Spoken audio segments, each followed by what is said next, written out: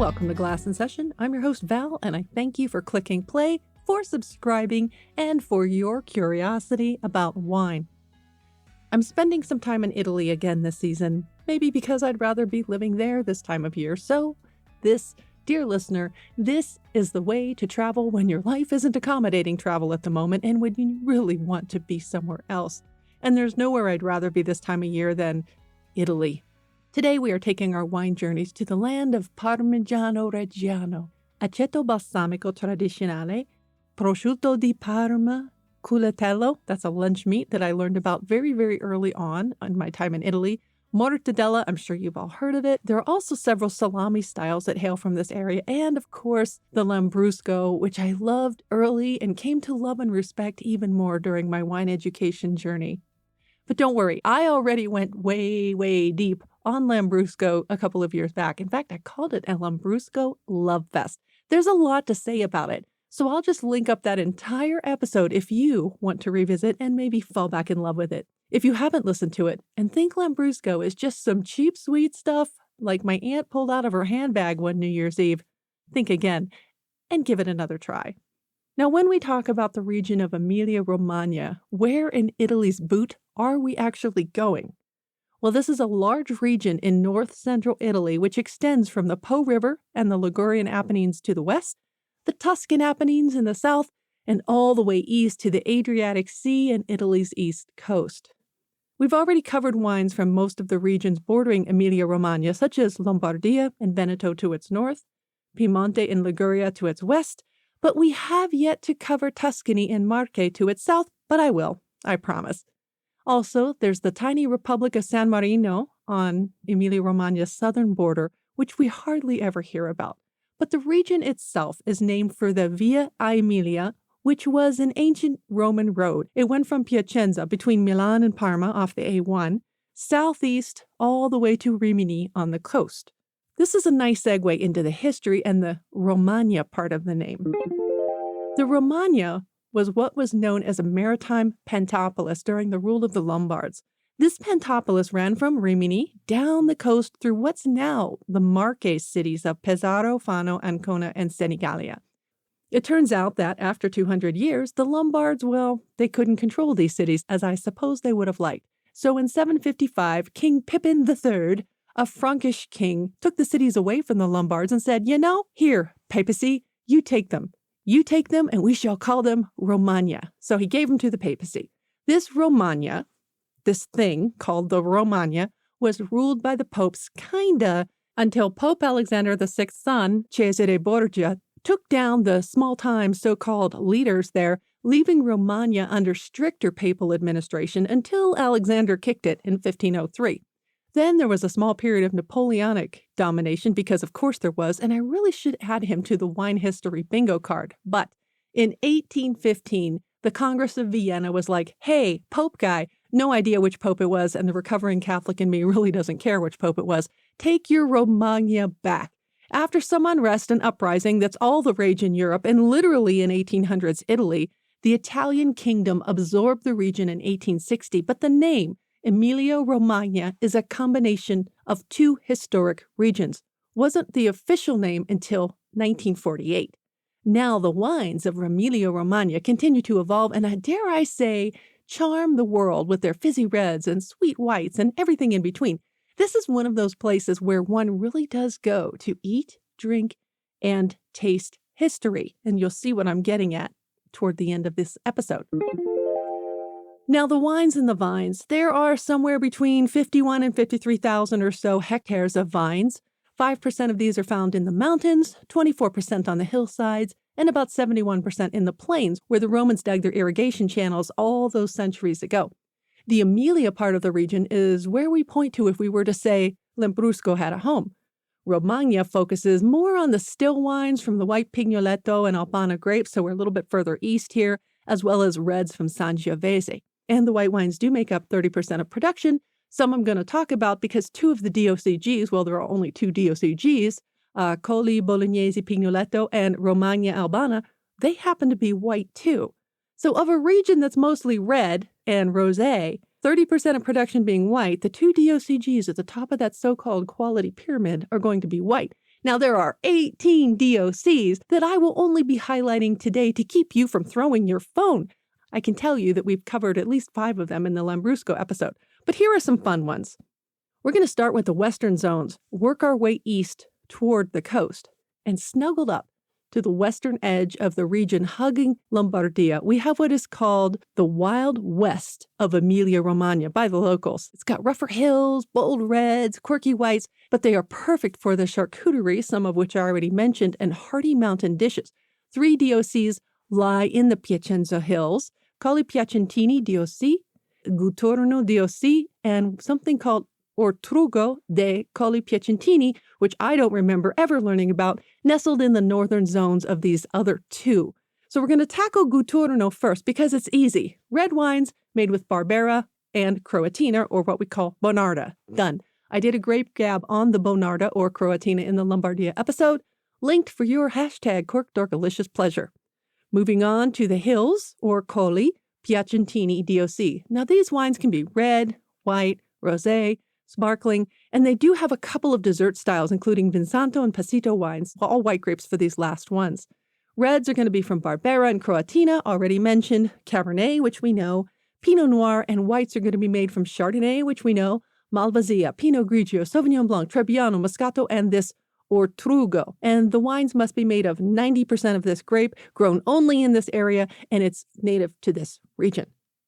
Moving east toward the Parma, Colli di Parma, and Modena regions, these chunks of wine regions kind of extend to the city of Bologna as well as the Colli Bolognesi DOC area. This area is most interesting because we find sparkling Malvasia here, along with Barbera, Bonarda, and Cabernet, oh my, as well as the vaunted Lambrusco, Merlot, and Pinot. Oh yes. White wines from Chardonnay, Pinot Blanc, Pinot Grigio, and Sauvignon Blanc are also on offer.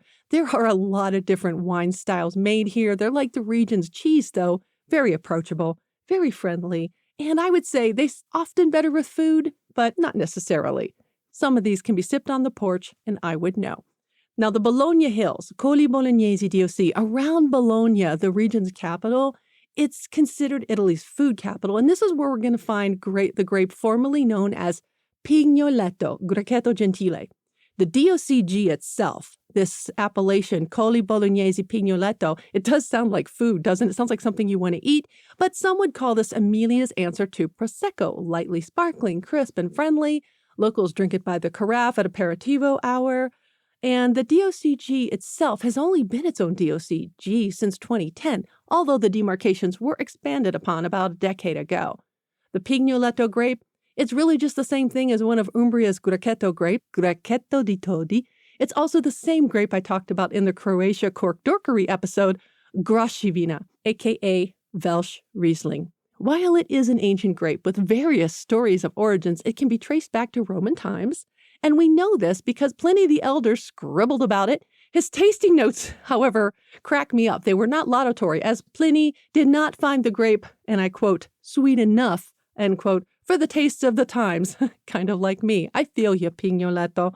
But to earn the label, the DOCG label, the wines must be made from at least 85% of said Grucchetto, but can have no more than 15% Pinot Noir, which for all styles, still, Frizzante Spumante must be made as a white wine, kind of like the Blanc styles in Champagne, no skin contact. So that's a little bit of red grape in with that Grucchetto, but no skin contact, vinified as a white wine, which also means vinified at a cooler temperature than a typical red wine. Now, the wines can vary as far as the notes. I've seen anything from stone fruit like peaches, white peaches, citrus like grapefruit, tropical is pineapple, which means a little bit more ripeness there.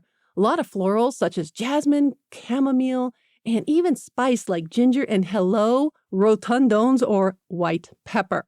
In the mouth, which is where it counts, we enjoy the fresh, light wines with fruit and even some almonds and a little chalkiness in the finish, which I'm a huge fan of. Bring me some charcuterie, call it a day, and moving on. As we move east toward Romagna and the Adriatic, we find Bosco Eliceo DOC stretching from the northern border about halfway down the coast, and another handful of regions, including Colli di Rimini, Romagna, Colli Romagna Centrale, and a couple of others, all DOCs. Now, what's to drink here? Oh, I don't know. White wines from Sauvignon Blanc and Trebbiano, red wines from a grape called Fortana and Merlot. And in Bosco Eliceo, you can pair these with your, eel. Yeah, there's an eel museum in this region in a town called Comacchio. If you visit the eel museum, let me know how that works. And actually, the museum is there to kind of pay homage, if you will, to the relationship the Italians have with their seafood, because you are here on the coast. Then, of course, there's Grechetto and Bombino Bianco in the hills, as well as the red, Syrah, and rosé styles from Sangiovese, also blended with white grapes up to 30%. Thank you very much. Dessert wines from Sangiovese in the Passito style are also made in Romagna DOC. Also Passito, reds, and sparkling rosé from Centesimino, which is another grape. What else is in your glass? Sangiovese di Romagna is the rustic cousin, if you will, of the Tuscan Chianti. Albana di Romagna, Italy's first white DOCG, Trebbiano Pagadebet, or Bombino Bianco is the other name for that grape. And Pagadebet literally means pay your debts. So I don't like the word cheap when I'm talking about a wine that I don't personally know the quality of, but some would say cheap, cheerful, everyday white wine. What I do want to finish up with here is the other DOCG, another white, oddly enough, in a region that's known for its fizzy reds. This other rather interesting DOCG was actually a DOC back in 1967. It was promoted to DOCG in 1987, and it assumed its current name in 2011, Romagna Albana DOCG. White wines, dry, semi-dry, or what they call amabile, and sweet, as well as passito or dried grape sweet. That's all 95% Albana, and now would be a good time for that cork dork alert. Albana, a very old variety that appears in Pliny the Elder's scribblings as well as in Cato's. Some say the grape is named for the Alban Hills, others say the Latin word albus meaning white, which could be a possibility. But Wine Grapes also tells us of writings by Italian jurist Pietro di Crescenzi in 1305.